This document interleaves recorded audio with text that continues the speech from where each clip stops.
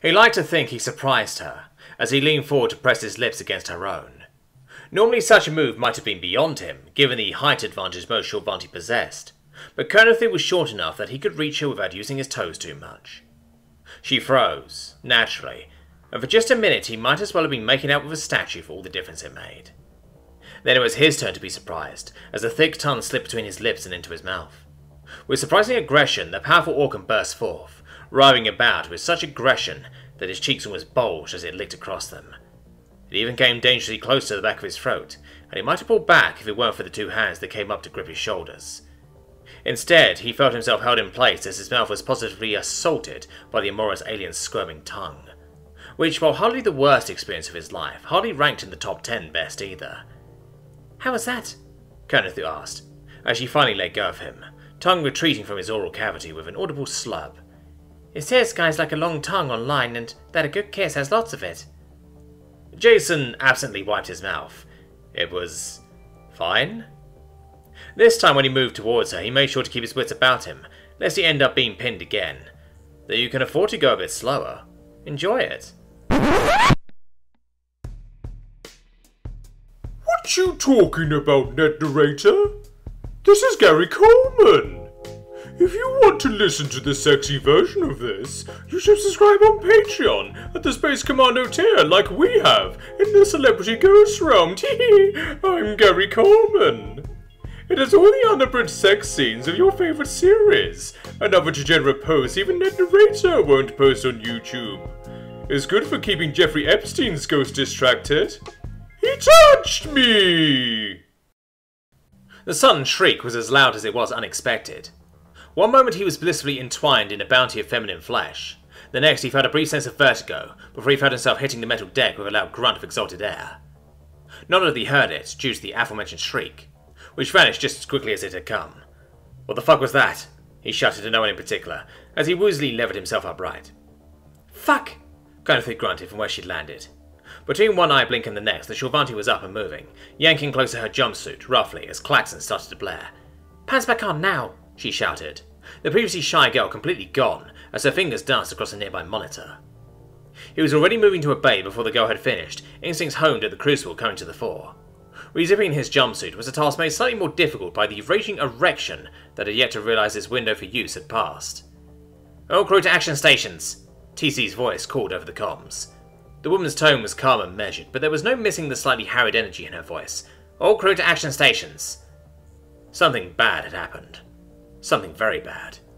It didn't take an engineer to realise that blaring klaxons, a loud shrieking sound, and a momentary failure of the ship's artificial gravity heralded nothing good. He was already making his way over to a nearby console, wiping away some of the remnants of Kernothu's excitement that was stuck to his chin as he did. "Do we know what happened?" "Something hit us," Kernothu stated simply. "High-energy line strike to the rear thrusters." That was doubly bad. Part of him had been idly hoping they'd been struck by debris or something. Related to the thrusters, however, spoke of deliberate enemy action. Which enemy, he had not a clue. Hela? A small part of him wondered, unbidden. Even a casual glance at the technical readouts on the monitor in front of him told him that those thrusters were now little more than slag. Nothing short of time in a dedicated repair bay was going to fix that. "What do we do?" he asked.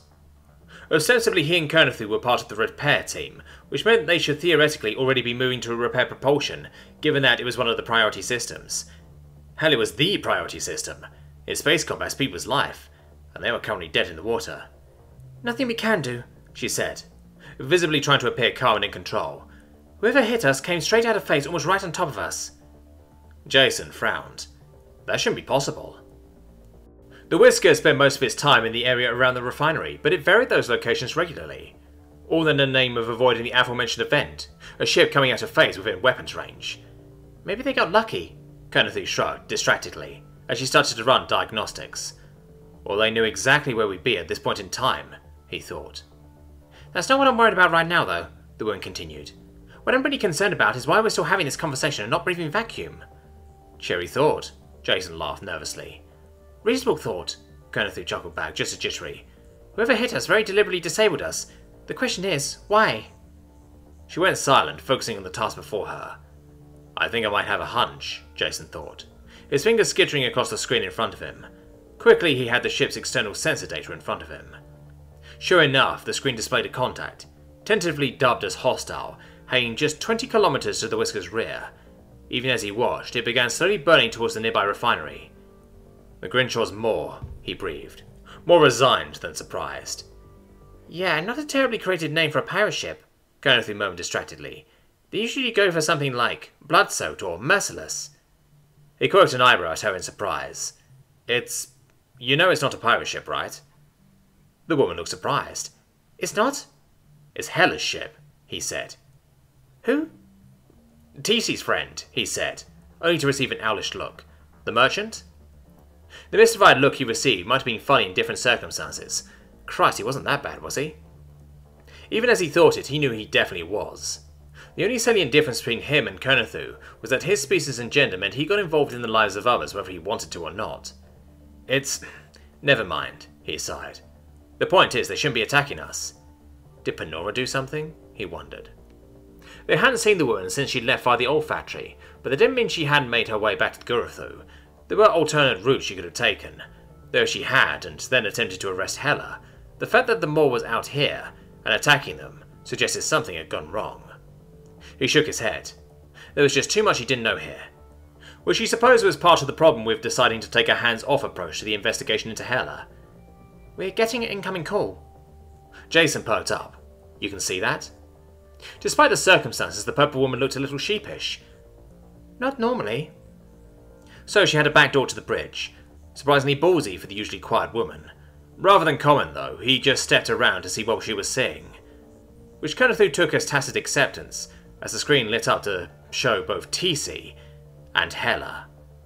"Hello, TC," the merchant sing-song from on-screen. "Hela, what the hell is going on here?" TC roared.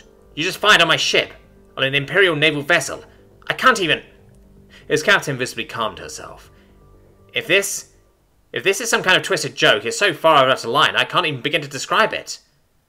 "No joke, I'm afraid," Hela said, her wide shark-like smile softening just a bit as she stared at her friend.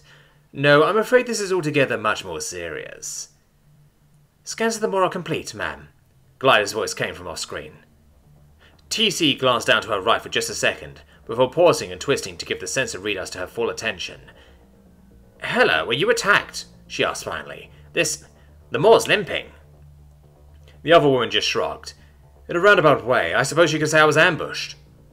"Is that why you attacked us? You thought the refinery had already fallen?" Even as she asked the question, Jason knew his captain didn't really believe it.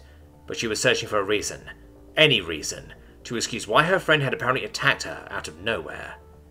"Nothing of the sort," Hela said, ruthlessly puncturing that small hope. Which, in a roundabout way, could be considered a sort of kindness. "I just needed to make sure you and the Whisker stayed out of the way while my ship refueled."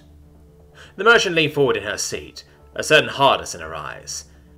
"Make no mistake, I could and still can blow that tiny tin can of yours out of the void. The only reason I haven't is out of consideration for our girlhood friendship." She leaned back again. "Do not test me on this, TC." TC stared open-mouthed at the other woman, shock colouring her features, before finally she visibly pulled herself together. A cold mask fell over her face as she stared at the other woman through the screen. "So it wasn't pirates that attacked you," she said slowly. "For whatever reason, it was an Imperial action that damaged your ship, and now you're running somewhere." "The consortium is lovely this time of year," Hela said airily. "I have a few contacts there and enough valuable cargo on board to keep me comfortable for a while. Plus I still have the Moor, even if it's not in the best shape at the minute."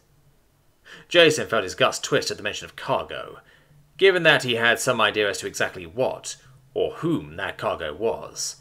He tried to ignore that and focus on the real import of what had just been said. With those words, Hela basically just admitted exactly why she was wanted, and why she'd obviously had a run-in with the Imperial authorities. Something TC was quick to pick up on. "Traitor!" she ground out. "I prefer to think of myself as an opportunist," Hela shot back with a wave of her hand. "I can stop you," TC said. "You get within 100 meters of that refinery, and I can blow it sky high." Jason glanced at Conor. "I thought the refinery was armoured." Given that it was a giant container of rather volatile materials, it only made sense that it was well protected. So much so that Jason had no idea if the Whisker's rather middling weapons would be able to puncture them. At least not before them all turned around and wiped them from the void. "We have a detonator tied to the refinery," Kronos said slowly. "We're supposed to use it if a hostile fleet jumps into the system before we jump out." She glanced at him. "It also serves as a dead man's switch, which I think might be the real reason that Hela hasn't destroyed us already." Jason frowned. So TC could blow the refinery at any moment? His fellow engineer nodded slowly. "She could, but then we'd have nothing stopping Hela from killing us all." "Her childhood friendship with our captain?" "You think it would?" Kronos asked with such genuine hope that he actually felt bad. No," he said. "I was mostly joking." Everything he knew about Hela told him that, while she wouldn't enjoy it, she'd have no issue whatsoever killing him, TC and the rest of the Whiskers crew if they crossed her. Which was why he'd been more than a little surprised that she hadn't done so prior to learning about the Dead Man's Switch. Suddenly this whole crippled but not dead thing made a lot more sense. He only felt worse as Kronos positively deflated. Fortunately he didn't have to dwell on that long as Hela continued speaking on screen. "You could, but I believe that would officially be the end of my consideration for our friendship, TC," Hela said. "And while I've no doubt you're quite willing to die for the cause, are you willing to make that decision for the rest of your crew?" TC just glared at her former friend. "I thought not," Hela said. "There was always the difference between our families." "Do you need anything else before you refuel and get out of my life?" Hela planted a delicate finger on her chin as she listened to her muffled voice off screen before turning back to the camera. "My gunnery officer has requested you burn a few kilometers closer to us and the refinery itself. Apparently at this distance you might be tempted to blow it and the moor to the Sea of Souls before you finish refueling." The subtle wince TC displayed suggested she was thinking of doing exactly that. Not that Jason could blame her. He'd been thinking the exact same thing, after all. It was the obvious move. "In case you have forgotten, you have destroyed our thrusters," TC deadpanned. "We're dead in the water." Hela cocked her head to the side. "Come now, TC, we both know you're an atrocious liar. I might not be entirely cognizant of the specs of that little rust bucket of yours, but even I know that your front and side maneuvering thrusters are more than up to the task of moving measly few kilometers. Though not enough for us to escape or build up enough speed to break into phase," Jason thought. "And if I refuse?" TC asked. Hela sighed as if she was speaking to a particularly slow child. "Then I start putting holes in your ship until you comply. I can't imagine it would take more than 3 shots before someone aboard suffered a fairly horrible accident." TC grit her teeth, powerful fingers gripping her armrests. In the end, though, she sagged, glancing over to Glider. "Do as requested. Use thrusters 5 and 6 to burn towards the station. Slowly." "As you command, ma'am," Glider said, a hint of reluctance and relief in her tone. Which Jason didn't blame her for, either.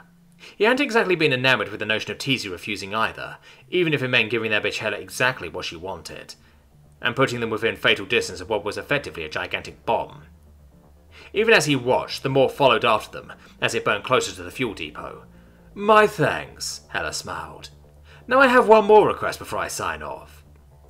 "Haven't you done enough?" TC asked. The woman tried to sound angry, but in the end it came out more tired than anything else. "I can promise you, TC, it's just one last thing." "What?" "Could you send Jason over to me?"